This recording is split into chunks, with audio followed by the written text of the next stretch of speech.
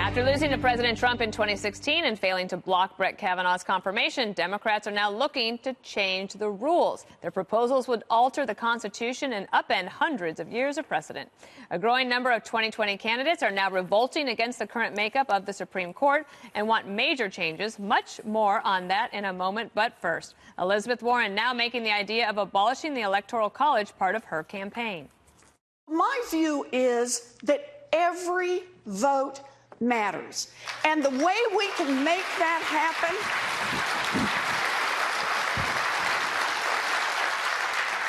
is that we can have national voting, and that means get rid of the Electoral College and every vote. All right, so we've been, I will say that I've been talking about this for about a year, Jesse, that this is coming because Hillary Clinton, when she lost to Donald Trump, she said, we have to take a look at the Electoral College. And now it's almost become a litmus test amongst the Democrats that they are all saying, yeah, I think we have to take a look at this Electoral College thing, get rid of it, because it's the only way they think they can win in the future. Yeah, they know they can't beat them under those rules, so they're trying to rig the system. If I were a Democrat, I would just say, I could beat Trump with the rules. I don't need to change it. I'll get past 270. I'll re-rack the map. I will rebuild the blue wall. And I think that looks much stronger than these people right now who look extremely weak. Right now, I don't want the cities running this country. I mean, San Francisco is a homeless paradise. L.A. is not much better, and Chicago is like a corrupt shooting gallery. And look what New York did to Amazon. I don't think we need to give them any more power than they already have. What they're trying to do is they're trying to disenfranchise flyover country. They're only there 4 times a year anyway, but they don't want to have them have any more power. And Liz Warren thinks she knows more than Ben Franklin. We designed a constitutional republic to prevent mob rule, and that's the point. And what they're trying to do is short-circuit all of these systems in place because they know they can't beat Trump. They want to lower the voting age to 16. They want to impeach. They want to stack the court. They want to kick conservatives off television. All of these things they're doing because they know they can't win right now. The founding fathers, the Constitution. Yes, it's in the Constitution. read of them in high school. What's called the United States of America. If you go to a national popular vote, it would be the United People of America, except maybe not so united. Yes. Talk about voter suppression, Dana. Yeah. Liz Warren, she's either cheating to get into college or cheating to get out of college. Thank you, ladies and gentlemen.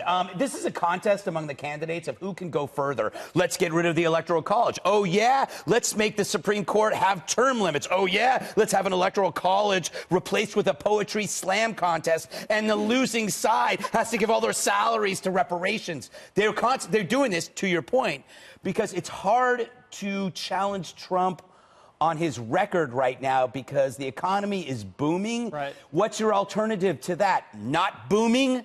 I mean, that's what do you got? And what's interesting is, so you see all these guys and girls coming up with these so-called revolutionary ideas. They're just throwing stuff up there to see what sticks. Oddly enough, they got to admit, Trump is more likely to come up with new ideas that have challenged the Republican orthodoxy and the party's orthodoxy and any ideology's orthodoxy. When you think about North Korea, trade, prison reform, and Syria, the Democrats have been chasing collusion for 2 years. That's why they're devoid of any kind of strategy, because they've been so lazy. They're just hoping for impeachment, and they got nothing. They should try to challenge him on ideas. That would be interesting. The problem is his ideas are sometimes similar to theirs.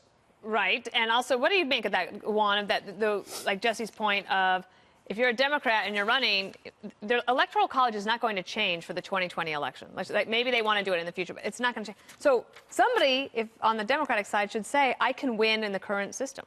I think people acknowledge that, and I don't think anybody is saying they want to change for 2020, right? No, I'm just saying that why waste all this energy talking about this? Because it's a good idea, because I think it's a point. Well, I mean, for example, when you vote for a governor, you vote one man, one vote. And in the current electoral college system, it's not one man, one vote. It's that's a vote from a vote coming from Wyoming is worth more than a vote coming from California. That's not fair on the face of it. That's not true in the House. That's why it's proportional in the House. Hang on. We're not talking about the House. We're talking about the presidency. The vote for the president, the Electoral College applies only to the presidency. I know. So it doesn't matter about the House. What I'm saying to you is, This is not about Democrats being sore losers. This is about Democrats coming up with ideas in keeping with the Founding Fathers. The Founding Fathers engaged in a compromise. That's the exact opposite of keeping with the No, Founding it's Fathers. exactly wrong. The Founding Fathers created a constitution that is able to evolve with a changing nation. And so what you get is things like doing away with the 3/5 compromise, Jesse, saying, hey, you know what, we made a mistake about this. We did it in order to establish this country because we needed the slave states, but we know it's wrong, and so we undid it. But you think women you can can't get a vote. constitutional amendment for Hang on. abolishing the college? Let me finish once. Go ahead. How about women voting? The Constitution didn't allow it when it was created, but guess what? It does now. So when you put forward ideas like this, it's healthy. It says Jesse and Juan should have a debate. We can argue it. Nobody's saying we're going to break the rules. We're saying let's put forward ideas that, in fact, might be more representative of the country we are today. And they can have a debate, and then they could amend the Constitution, but you know that's not going to happen. Of course, that's what they're proposing. That's never going to happen, Juan. So Elizabeth Warren made this comment in Mississippi, right? It's a small state. So there are more voters in San Diego County than there are in all of Mississippi. So if you're a candidate and it's a race to get to the popular vote rather than to the Electoral College, why would you go campaign in a small state?